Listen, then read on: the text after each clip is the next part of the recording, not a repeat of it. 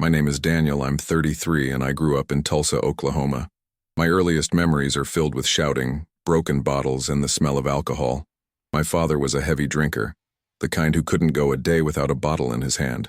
For years I thought that was just how dads were. But when I was 6, something changed. My father hit rock bottom, disappeared for a few days, and came back with tears in his eyes and a Bible in his hand. He had walked into a small Baptist church near our neighborhood, broken and desperate. One of the pastors there sat with him for hours. They prayed, they cried, and somehow, in that small room, my father left his addiction behind. From that day on, he became a different man. He started waking up early, sober, clear-eyed, and hopeful. He dragged us to church every Sunday, not out of guilt, but because he truly believed it saved his life. We didn't have money. My dad worked construction, and my mom cleaned houses. But they made sure I had everything I needed. Not luxury, just dignity. I wore second-hand clothes, but I never went to school hungry. They believed education was the only way out of poverty, and they sacrificed everything to put me through a small Christian private school.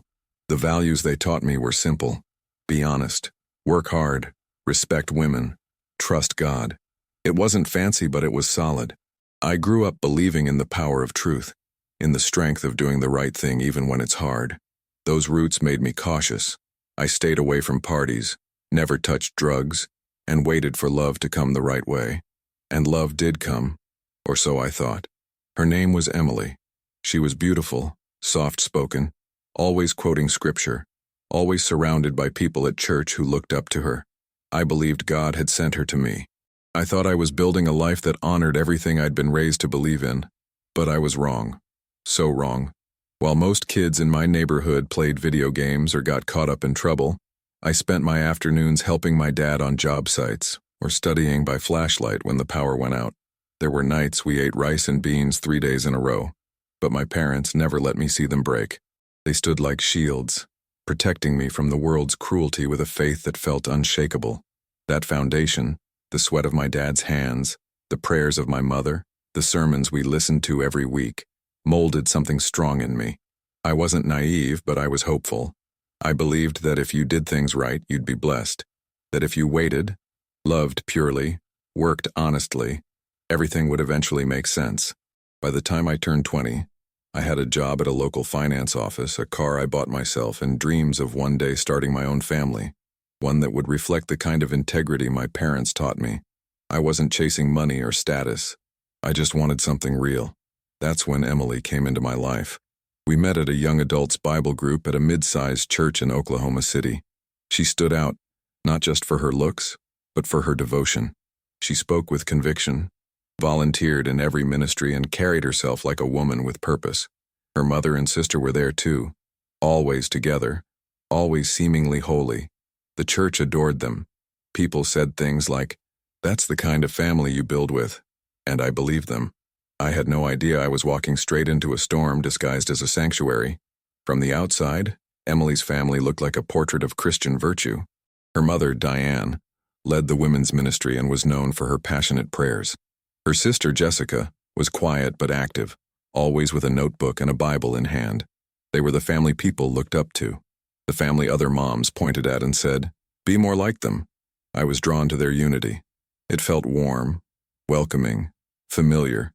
They reminded me of my own family, but more polished. They invited me for dinner, prayed over me, and smiled like angels. I thought I was being embraced. I didn't realize I was being tested, studied, prepared. Emily didn't make it easy to get close. She wasn't flirtatious or open. She was cautious, reserved, and she made sure I saw her that way. She told me her father had died when she was young and that her heart had been guarded ever since. I didn't see that as a red flag. I saw it as depth. Pain often looks like wisdom when you're not looking closely. When I told her I was interested in a serious relationship, she hesitated, said she needed time to pray about it. Weeks passed. Then one day she said yes, but only if I agreed to talk to her mom first. I didn't mind. I thought it was respectful. In hindsight, it was the first sign that Emily didn't move unless her mother told her to. That dinner with Diane was surreal. She looked at me across the table and said, "If you ever hurt my daughter, God will strike you down." I laughed nervously, but she didn't. That was my welcome into their world. A world I thought was built on faith but was actually built on control. Once we were officially dating, everything moved fast, not in terms of intimacy, but in expectations. Emily and her family immediately involved me in their routines, weekly dinners, ministry planning, even errands.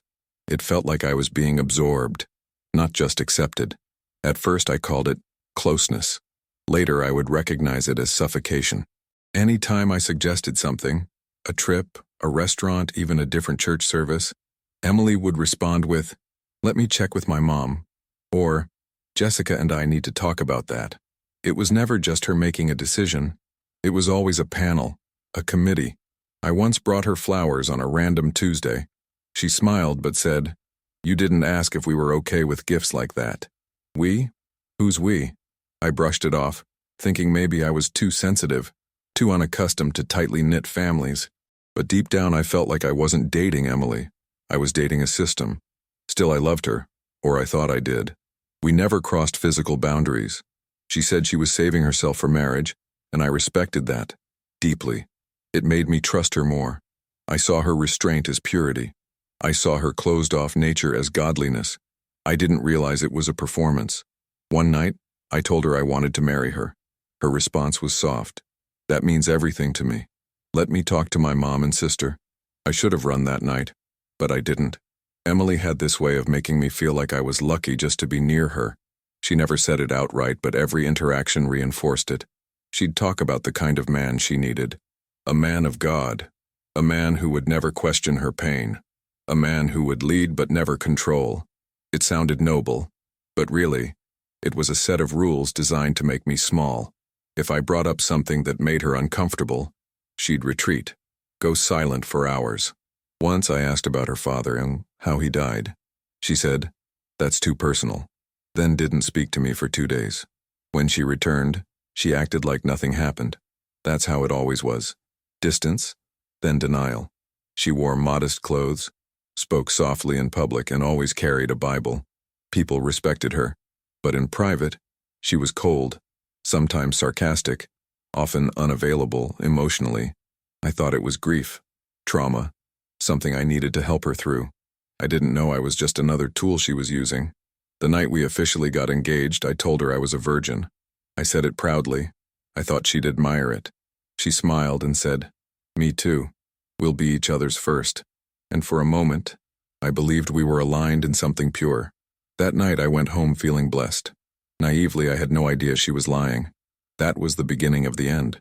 I had entered a relationship thinking I was walking toward light, but I was walking into a carefully constructed web, one woven by 3 women who wore church clothes and carried secrets darker than I could have ever imagined. From the moment we started dating, Emily made it clear that she wasn't like other girls. That sounds cliché, but in her case it was almost militant. She constantly reminded me that she had standards, that she wasn't someone who just gave her heart to anyone. At first it sounded like self-respect, but over time I realized it was something more sinister, a power play. Every step forward felt like I had to earn it with some test. I couldn't just be kind. I had to prove myself. I couldn't just plan a date. I had to wait for her family's approval. She framed it all as spiritual discipline, but I started feeling like I was being hazed into some elite club. And no matter how many hoops I jumped through, I never felt fully accepted. If I complimented her appearance, she'd recoil and say it was too soon. If I tried to hold her hand, she'd remind me that true love waits. And if I ever asked when we could start planning for the future, she'd say, "You're rushing. God hasn't confirmed anything yet."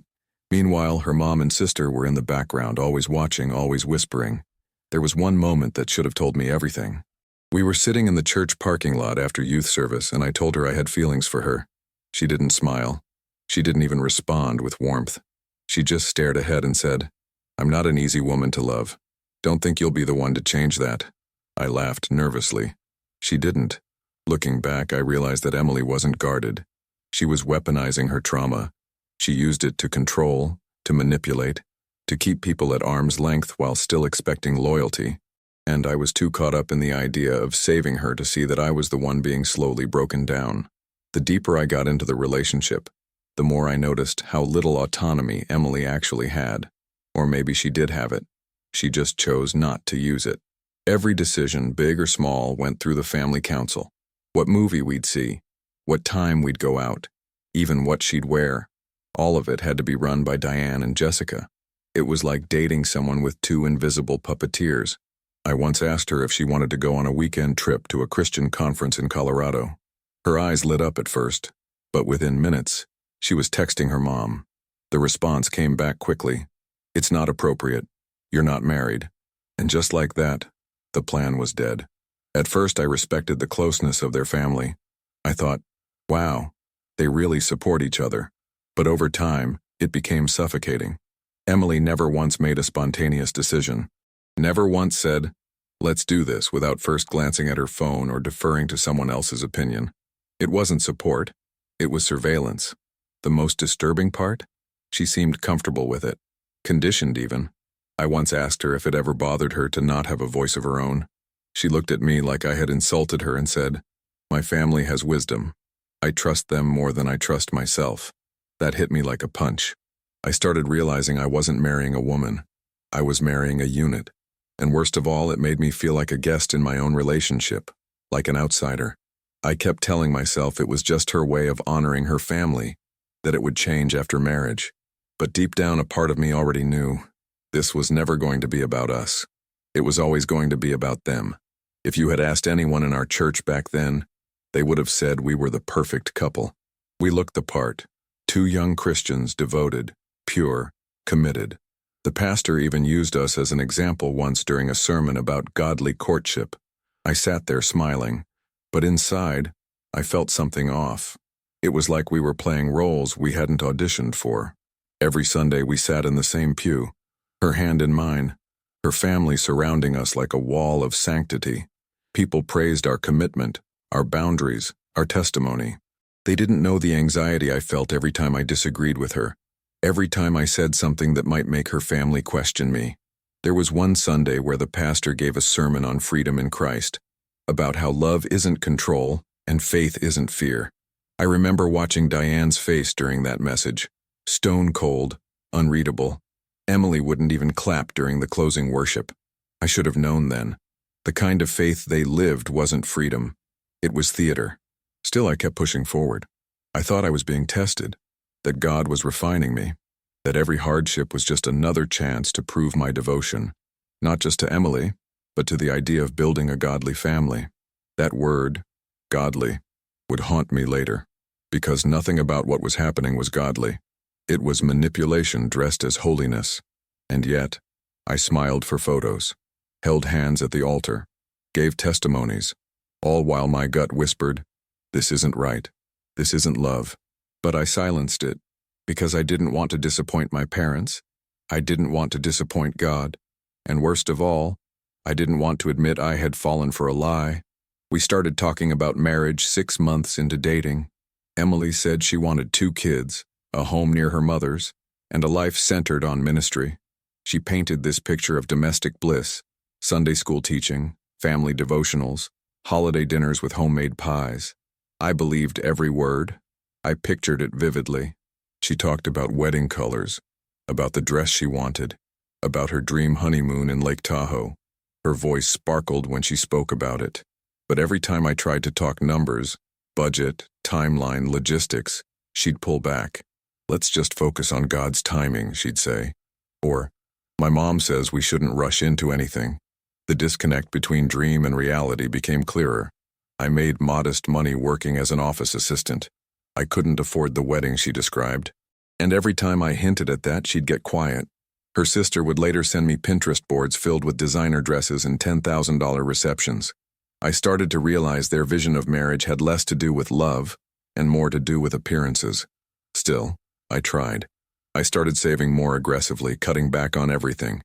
I stopped going out with friends, picked up side gigs, anything to build toward that life she wanted. I didn't see it as sacrifice. I saw it as love. But she never once said thank you, never once offered to help. She just expected it, like it was my duty. That's when I understood something painful. I wasn't building a life with a partner. I was funding someone else's fantasy. And no matter how hard I worked, it would never be enough, because the fantasy was never real to begin with. It all came to a head one Sunday afternoon. Diane pulled me aside after service and asked if we could have a quick chat. I thought it would be something light, maybe a blessing, maybe advice. But the moment we sat down, she looked me dead in the eyes and said, "You've been dating my daughter for a year. Are you planning to marry her or waste her time?" I stammered. I explained that I wanted to, but that I needed a little more time to get financially ready, that I wanted to do it right, not fast. She didn't blink. "Long courtships invite temptation," she said coldly. "If you can't commit, step aside." It didn't feel like spiritual counsel. It felt like a warning. When I told Emily about the conversation, she didn't seem surprised. "She just wants what's best," she said softly. "But I support you." Her words were neutral, passive, empty. There was no fire, no defense, no alignment, just neutrality, like she had already surrendered her voice to her mother's will. That night, I couldn't sleep. I kept thinking about the fact that the woman I loved didn't stand up for me, that the family I was trying so hard to please would never actually see me as enough. And yet I still moved forward, because part of me believed that if I could just prove myself a little more, they'd finally accept me. So I did what they wanted. I proposed. Not because I was ready, not because I felt joy, but because I was afraid. Afraid to lose her. Afraid to start over. Afraid that maybe, just maybe, this was the only love I was ever going to get. And that was the night I began to disappear. The night I proposed to Emily should have been the happiest of my life. Instead, it felt like signing a contract under duress. We were sitting in a small park near her mother's house. I had bought a modest ring, the best I could afford. My hands shook, not from excitement but from fear. Fear of losing her. Fear of being seen as a coward if I didn't step up. When I asked her to marry me, she didn't cry or smile the way I had imagined. She simply nodded and said, "I'll tell my mom." That was it. No squeals, no hugs, no joy. Just another decision passed up the chain. In that moment, something in me cracked, but I ignored it. I convinced myself that the real joy would come later, once we were married, once she felt safe. My parents were thrilled. They loved the idea of me settling down with a good Christian woman. They didn't know the conversations I was having behind closed doors. They didn't know the way Diane's eyes bore into me like a debt collector. I kept it all hidden because I didn't want to worry them, because I was ashamed to admit I felt trapped. That night, as I drove home alone with the ring box in my pocket, I remember thinking, this isn't how it's supposed to feel. But I also told myself, maybe commitment feels scary because it's serious. I had no idea I was mistaking manipulation for responsibility. I was confusing fear with faithfulness. I went to bed with a fiancé and woke up feeling like a prisoner. As soon as the engagement was official, the wedding planning began, but not the way I expected. Emily, her mom, and her sister started sending me lists, venues, dresses, photographers. None of it was cheap. We were talking $12,000 venues, $3,000 cakes, designer gowns. I worked as an office assistant, making $15 an hour. There was no universe in which I could afford any of it. When I gently brought this up to Emily, she brushed it off. "My mom will help," she said. "Don't worry about it." But I did worry. I didn't want to start our marriage in debt or under Diane's thumb. I wanted something simple, something ours. Every time I suggested scaling back, Emily's face would tighten. "This is my only wedding," she'd say. "I've dreamed of this my whole life." It became clear the wedding wasn't about us. It was about appearances. Diane wanted to show the church, the neighbors, the world that her daughter had married up. The problem was, I wasn't up by their definition. I was just a working-class guy with a clean record and a clean conscience. That wasn't enough. One night, after a long shift, I sat at my kitchen table crunching numbers. If I took on a second job, I could maybe pay for a modest wedding, but not the spectacle they were demanding. I stared at the spreadsheet until my eyes blurred, feeling smaller and smaller with every dollar I didn't have. That was the first time I considered walking away. But then I imagined Emily's tears, Diane's disappointment, the whispers at church, and I told myself, you can endure this, it's just money. Love is worth it. I was wrong. It wasn't just money. It was my dignity. Diane had a way of making generosity sound like a curse. She'd offer to help with something, then remind you of it later. Once she told Emily within earshot, We can't have a cheap wedding. People will think she married beneath her. I felt the words like a slap, but I smiled through it. What else could I do? Her generosity came with strings, thick, unbreakable strings. She offered to pay for part of the reception, but only if we used the venue she chose. She offered to buy Emily's dress, but only if Emily wore the style she liked. Every gift was a leash, and every leash tightened around my neck. It wasn't just about the wedding, it was about class. Diane looked at me and saw someone beneath her daughter. She didn't care that I worked 60-hour weeks, that I had no debt, that I lived within my means. All she saw was that I wasn't rich, and therefore not worthy. Emily never defended me. Not once. She'd sit quietly while her mom made comments about my car, my apartment, my job. Later she'd tell me, "She doesn't mean it like that." But she did, and Emily knew it. The silence was complicity. Every insult, every condescending remark chipped away at me. I started doubting myself. Maybe I was too small for her world. Maybe I wasn't enough. Maybe love wasn't supposed to feel like this, but I just wasn't strong enough to handle it. Looking back now, I realize that's exactly where they wanted me. Doubting myself. Easy to control. The turning point came on a quiet Thursday night. Emily and I were sitting on her couch, and I casually asked something that had been on my mind for months. How do you guys afford your lifestyle? You don't work, but you're always buying new stuff. I said it gently, half joking, half curious.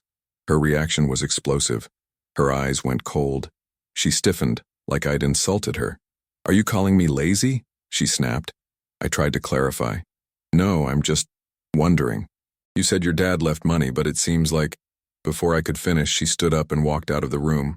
No words. Just gone. For days, she barely spoke to me. One-word texts.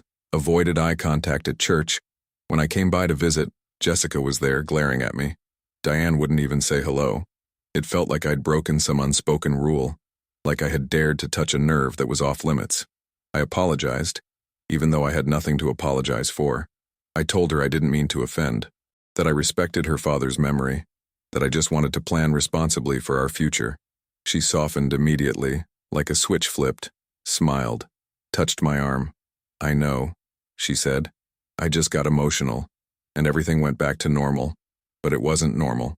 That moment taught me a crucial lesson. I wasn't allowed to question anything. Not their money, not their choices, not their secrets. My role was to stay quiet, work hard, and never ask why. And in that silence, they owned me. After that night, I became a different man. I started second-guessing every word, every text, every question. I tiptoed around Emily and her family like I was walking on glass.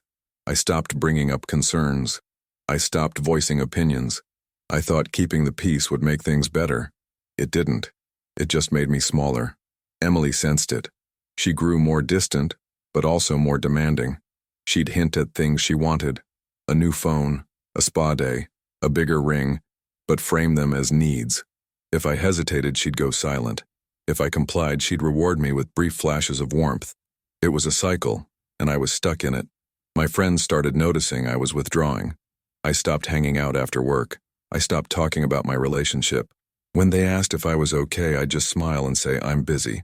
My parents noticed too, but I brushed them off. "I'm just stressed about the wedding," I'd say. They believed me. I barely believed myself. Inside, I was exhausted. Not from work, but from the constant performance of being the good fiancé, from carrying the weight of a relationship built on appearances and control, from loving someone who didn't really exist, just a mask, a persona, a facade, and yet I stayed. Because I still thought love was about endurance, that suffering was proof of devotion, that maybe if I held on long enough, the real Emily would show up. I didn't know yet that there was no real Emily to show up. There was only the performance and the dark truth hiding behind it. It happened after another quiet dinner at her house. Emily had barely spoken, and Diane gave me a lecture about being the spiritual leader of the household, even though we weren't even married yet. On the way home, I finally said something I had held in for too long. "Sometimes I feel like I'm dating your family more than I'm dating you." Emily didn't yell. She didn't cry. She just looked at me dead in the eyes and said, "Maybe you're not strong enough for this family." I was stunned. I had spent months trying to prove myself, and that one sentence shattered everything. It wasn't about compatibility. It was about control. and I was failing their test. That night I sent a long message trying to explain myself. I told her how much I loved her, how I just wanted space to be heard, to feel like I mattered. Her reply? Silence. For 3 days, not a text, not a call, just total emotional shutdown. It was like I had ceased to exist. On the 4th day, she sent a short message. I need time to think. I panicked. I apologized. I backpedaled. I begged her to talk. And finally she agreed to meet. When we sat down, she looked calm, serene, like nothing had happened. We can move forward, she said, as long as you understand that I need emotional safety. And just like that, the leash was back on. I didn't realize it at the time, but that was the blueprint. Anytime I questioned anything, she'd retreat into silence. She didn't argue. She punished. And I learned to fear that silence more than any scream. After that fight, I became obsessed with not upsetting her. I'd rehearse conversations in my head before bringing anything up. I'd ask her how she was feeling multiple times a day, just to make sure I hadn't unknowingly triggered something. I stopped talking about my own stress or exhaustion, because her silence was always waiting on the other side. It wasn't just Emily. Diane and Jessica had their own methods. Diane would send concerned messages to Emily, who'd forward them to me. Things like, "Is he really ready for spiritual leadership?" or, "I don't feel like he's supporting you emotionally."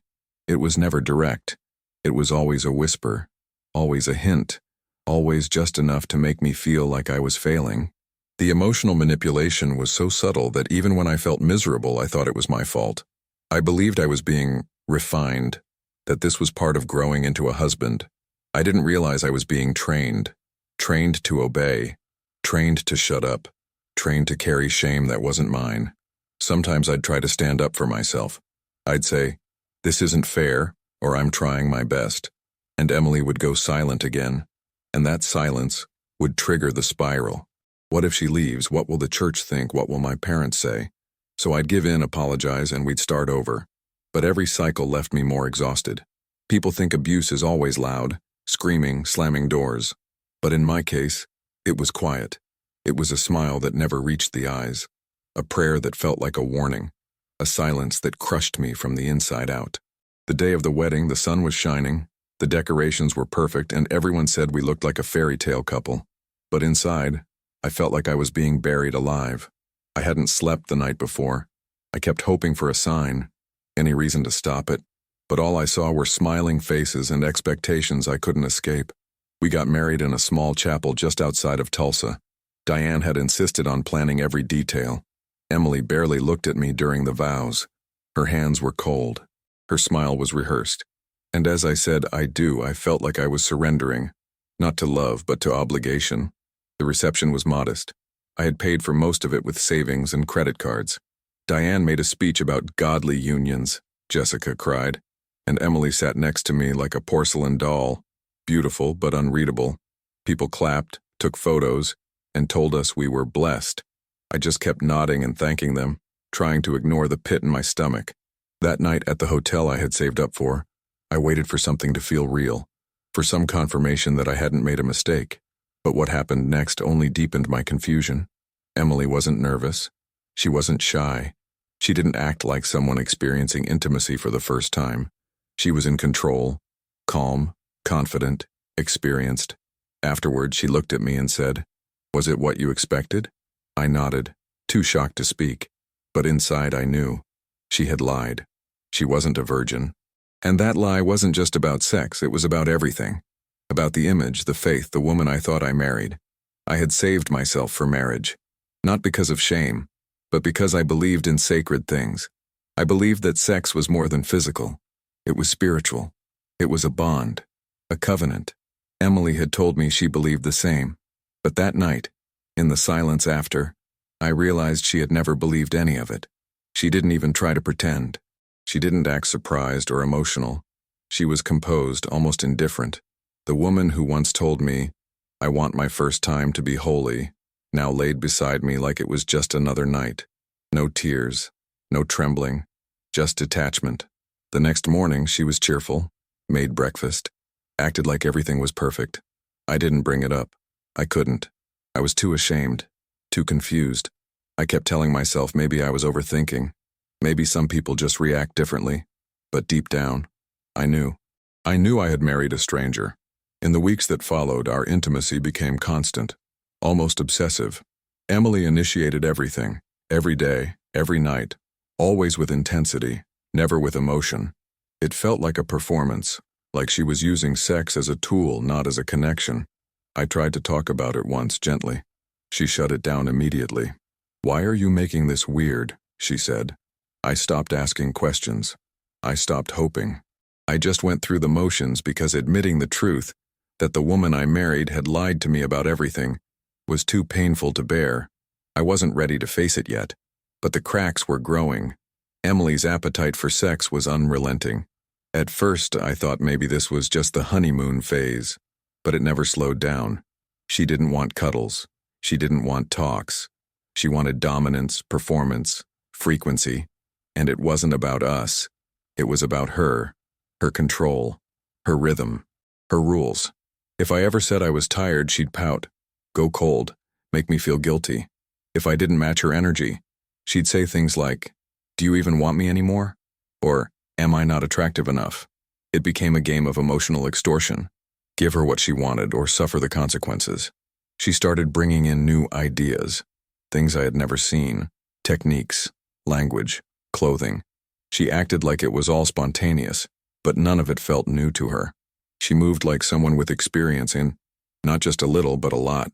I didn't say anything. I was scared of the silence, scared of being shut out again. But the more it happened, the more it broke me. I didn't feel loved. I didn't feel desired. I felt used, like a prop, like I was only valuable when I was useful to her. The rest of the time, she barely acknowledged me. She stopped asking about my day, my work, my life. Everything became transactional, one-dimensional, and yet, I stayed. Because I still wanted to believe that somewhere beneath all of it, there was a girl who loved me. The girl I met at church, the one who quoted scripture and talked about purity. But that girl was gone. Or maybe she was never real to begin with. 3 months after the wedding, I took a second job as a night shift security guard at a local distribution center. It wasn't glamorous, but the pay was decent, and I needed the extra income.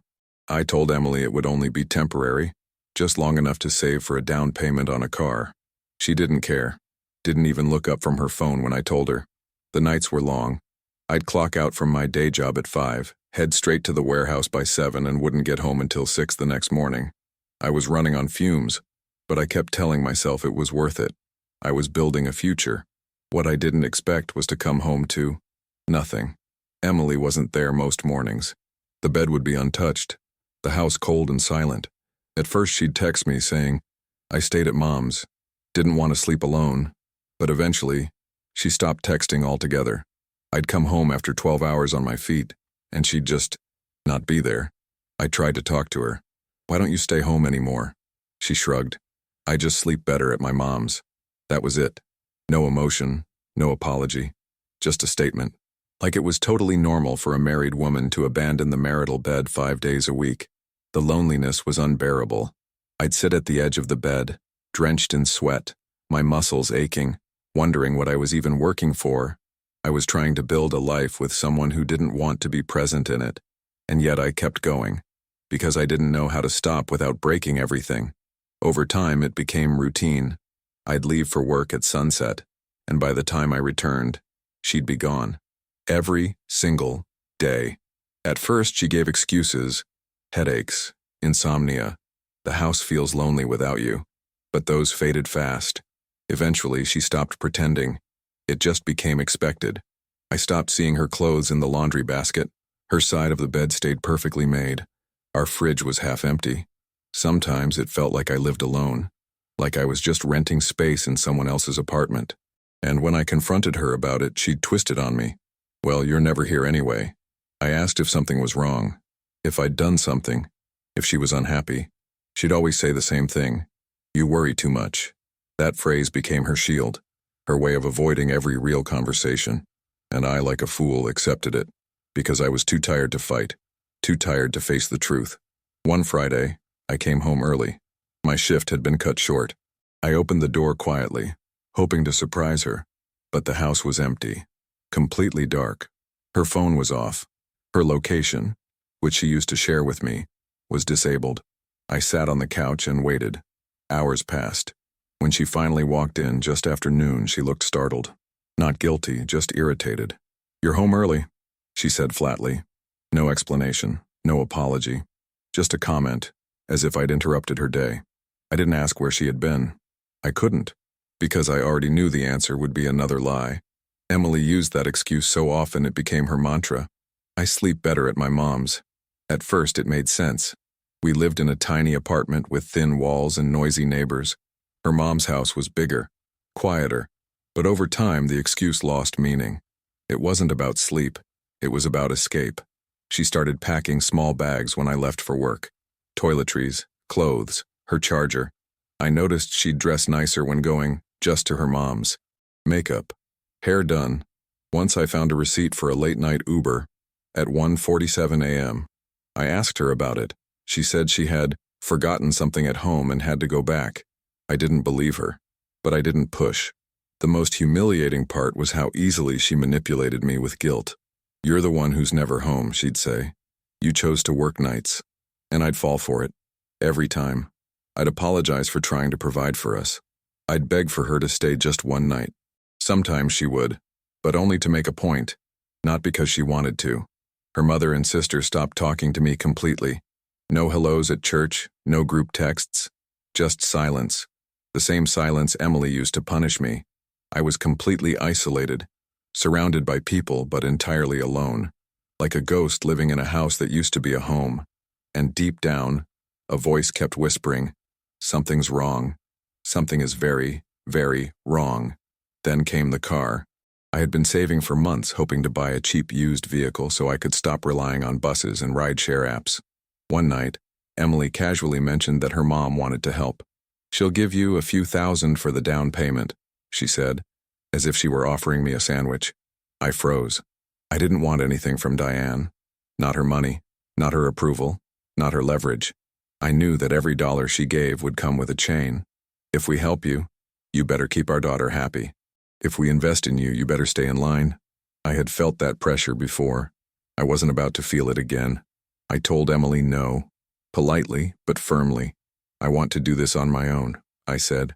"I don't want to owe your mom anything." Her response? Laughter. Bitter, sarcastic laughter. "You're so stubborn. This is why you struggle. You don't know how to accept help."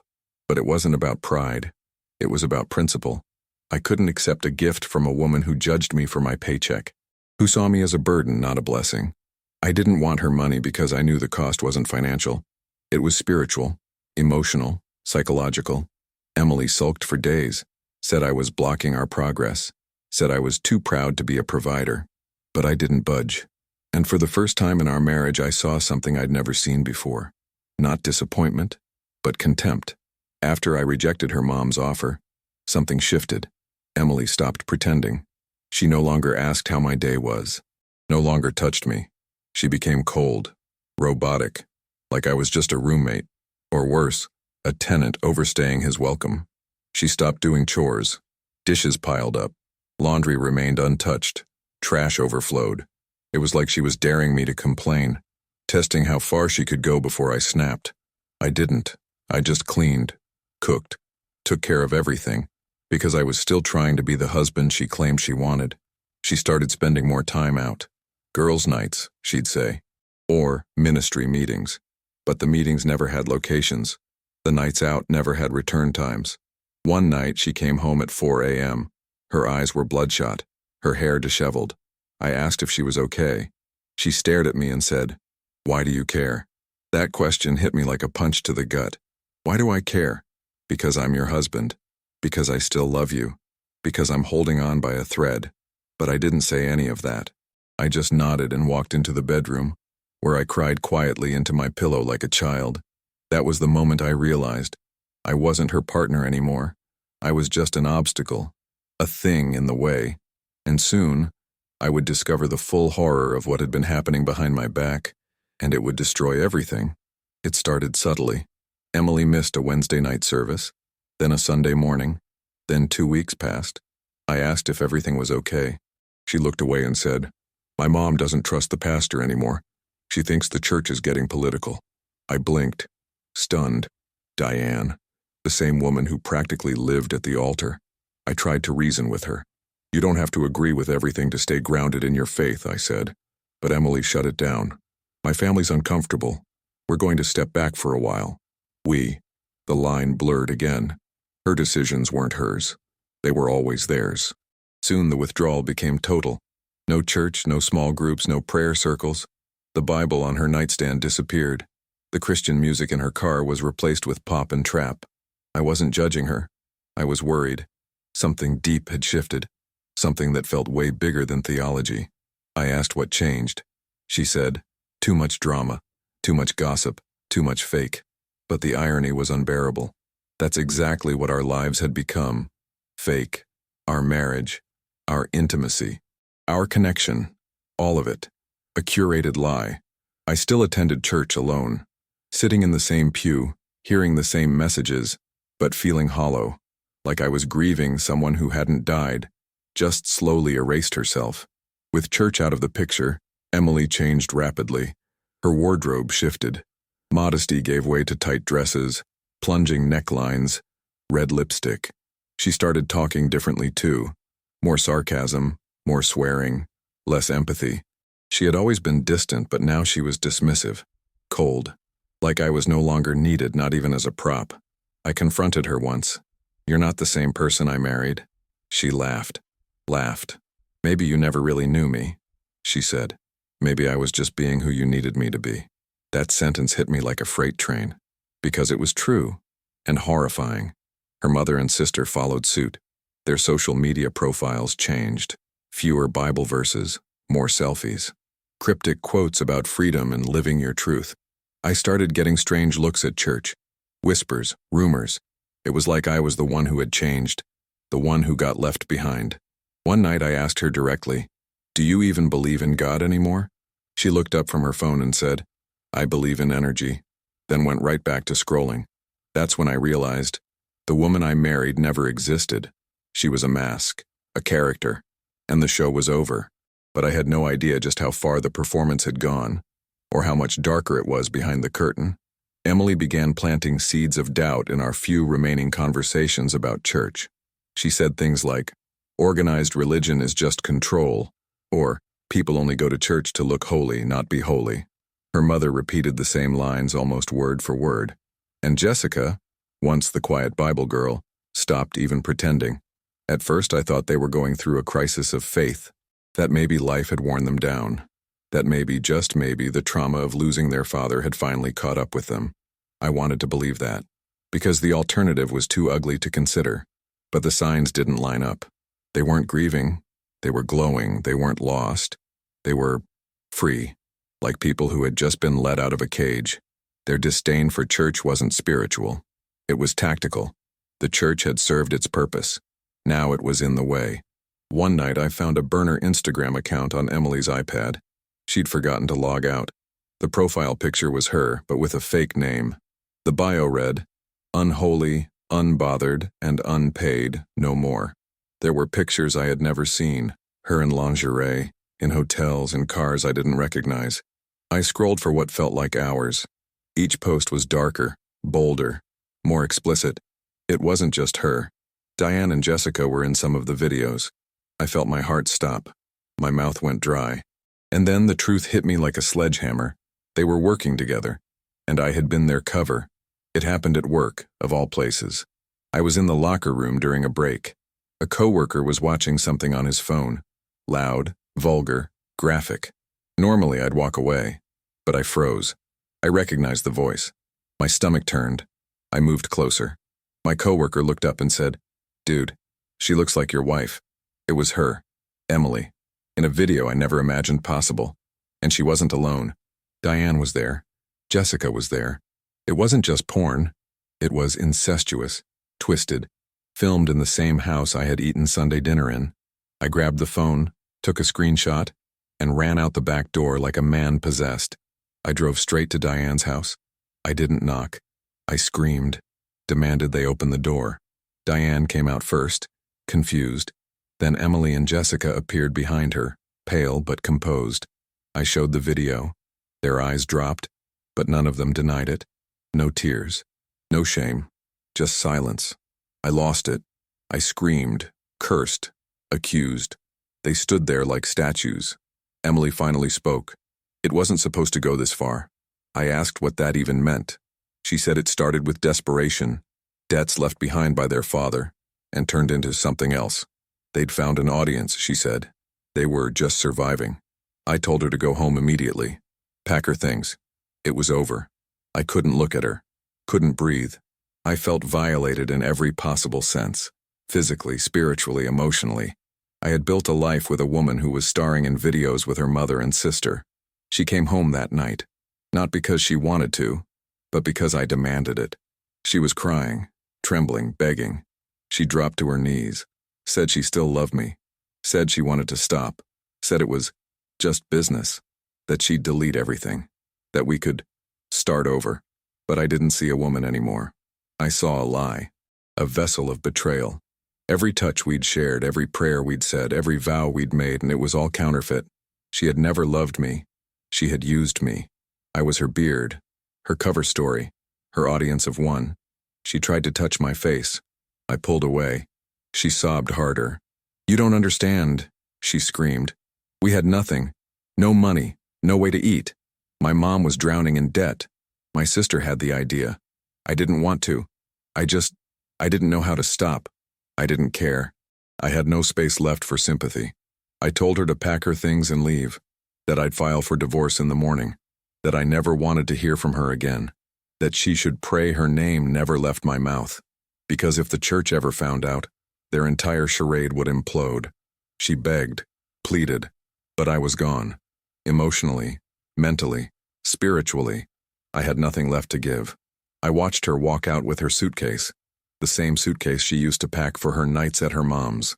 Only this time she wasn't coming back, and for the first time in 2 years, I felt peace. You think you've seen it all, until you realize the people closest to you were the ones hiding the darkest secret. Watching that video once was enough.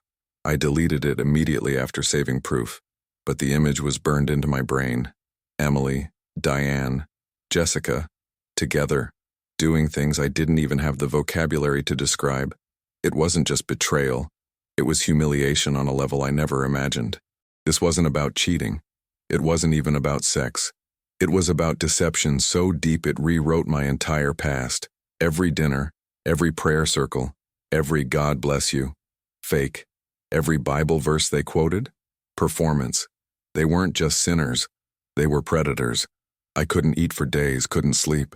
I stared at the wall for hours, trying to piece together where I had gone wrong, what signs I had missed, what words they had twisted. My mind was a war zone, looping through memories that now felt contaminated. I found myself scrubbing the house, washing sheets, throwing out everything she had touched. I burned a hoodie she gave me, tossed photos, tore up cards. I didn't want a single molecule of that woman in my life anymore. She hadn't just stained my marriage, she had desecrated my faith. And worst of all, I knew the truth was still out there. In the cloud, on websites, in inboxes, shared, downloaded, sold. My wife, the woman I saved myself for, had shared herself with the world and her own family. She claimed it started with desperation. After her father died, Diane was left with debt, thousands in unpaid taxes, credit card bills, mortgage. She said they were on the verge of losing the house. That Jessica had the idea, that it was just supposed to be one video, just to get through a hard month. But that didn't explain the luxury skincare, the new iPhones, the boutique gym memberships, the weekly Amazon packages, the hotel room keys I kept finding. Desperation might have started it, but it wasn't what kept it going. What kept it going was greed and control. Emily swore they hated it, that they cried after every shoot, that they just played roles. But I saw the videos. I saw the comments they left, the way they interacted with their fans. They weren't ashamed. They were building an audience, monetizing it, marketing it. I confronted her again before she left. Asked one last time, "Were you ever going to stop?" She hesitated. That pause said everything. The truth was, no, she never planned to stop. She just planned to keep me in the dark long enough to build a life I wasn't even part of. She didn't fall into this. She chose it. And that was what broke me more than anything else. That night, after everything came out, I didn't yell. I didn't throw things. I didn't threaten. I just stood in the living room, arms crossed, and told her, "Pack your things." She sobbed, collapsed to the floor, crawled to me like a movie scene. "Please don't do this," she begged. "We can get through this. We can go to counseling." Counseling? There's no therapy in the world that rewrites what I saw. No prayer strong enough to erase that filth. She kept crying, kept reaching for me. I didn't move. I didn't touch her. I had touched a lie for too long. I wasn't about to do it again. She tried to bargain, said she'd delete everything, said she'd report the sites, said she'd block the clients, but it was never about the content. It was about the character. The person I thought I knew never existed. You can't delete that. Eventually, she stood up, wiped her tears, went to the bedroom, threw her things into a bag, didn't say goodbye, just walked out, quiet, cold, just like that. I locked the door behind her, dropped to my knees and cried. Not for her, not for the marriage, but for the version of me that died the moment I realized who she really was. I filed for divorce the next day. No contest, no alimony, no arguments. She signed the papers without hesitation, just scribbled her name and walked away like we were finalizing a car lease. I never saw her in person again. Weeks later, I heard through someone at church that Diane sold the house. They moved to Nevada, Vegas probably. Made sense. I checked the content platforms. All three of them were still active. New names, same faces. Now branded, now bolder. They'd embraced it fully. They changed their Instagram handles, deleted every trace of their past, rebranded as Empowered Women, selling content, selling subscriptions, selling themselves. To the world, they were entrepreneurs. To me, they were just what they had always been, frauds. Sometimes I think about messaging them, sending one final word, but I don't, because they don't deserve closure. They don't deserve my voice, my breath, my time. They already stole too much. And me? I stayed, in the same city, in the same apartment, but everything changed, because I wasn't the same man anymore. I never told anyone the full story, not my parents, not the church, not my friends. I let them assume we just grew apart. Because how do you say, my wife was in adult films with her mom and sister? How do you say, they used God to trap me while filming behind closed doors? I tried therapy. It helped. A little. Mostly, I sat in silence, processing, remembering, rebuilding. I deleted old photos, changed my number, switched churches. I needed to start over. Not in geography, but in spirit. There were nights I still woke up sweating, nights I still heard her voice, days I questioned my worth, my masculinity, my faith. But every time I wanted to sink, I reminded myself, I didn't choose evil. I didn't betray anyone. I didn't lie. They'll answer to someone higher than me. I'm not their judge. I'm just the man who escaped. Barely. And if there's anything I learned through it all, it's this. Never confuse faith with performance. Never mistake obedience for silence. And never, ever ignore your gut. After the divorce, I made a decision. I wouldn't expose them. Not to the church. Not to my family. Not to anyone. I had every right to burn their names to the ground, to send the video to every contact in their phone. But I didn't. Not because they deserved grace, but because I did. Dragging them through the mud wouldn't have healed me. It would have made me bitter, angry, just like them. And I didn't want to become the kind of man who finds comfort in revenge. I wanted peace. I wanted to rebuild my soul, not feed the fire that had nearly consumed it. So I stayed quiet. I answered the curious questions with vague replies. It didn't work out, or we weren't right for each other. People moved on. The gossip faded. And while they reinvented themselves online, I started the hard, slow work of reinventing myself in real life. That silence became my armor. Not weakness, not fear, but power. I knew the truth. God knew the truth. That was enough. I didn't need applause or validation or vengeance. I needed freedom. And freedom, as it turns out, lives in letting go. There's something uniquely devastating about being manipulated through your faith. When someone uses your deepest beliefs, your values, your trust in God, as a weapon against you, it's not just betrayal. It's spiritual violence. Emily, Diane, and Jessica didn't just betray me. They exploited the very things I built my life around. They knew I valued purity, honesty, sacrifice. They mirrored those values back to me, not because they shared them, but because they knew they'd work on me. They wore modest clothes, quoted scripture, played the role of godly women, all while hiding something that would horrify any honest soul. And I fell for it, not because I was weak, but because I was sincere, and that's what they needed. Someone sincere enough to believe the lie. It made me question everything. Was I too trusting? Was my faith blind? Should I have seen through it? But the truth is, good people don't expect evil from the ones they love. And that's not something to be ashamed of. If anything, it's something to protect, not erase. Because even after everything, I still believe in love, in truth, in God, just not in people who use His name to justify their poison. Most people think the worst betrayal is infidelity, the body, the bed, the act. But it's not. The worst betrayal is the kind that poisons your spirit. That makes you doubt yourself, your judgment, your worth. That makes you feel crazy for asking questions, for having instincts, for telling the truth.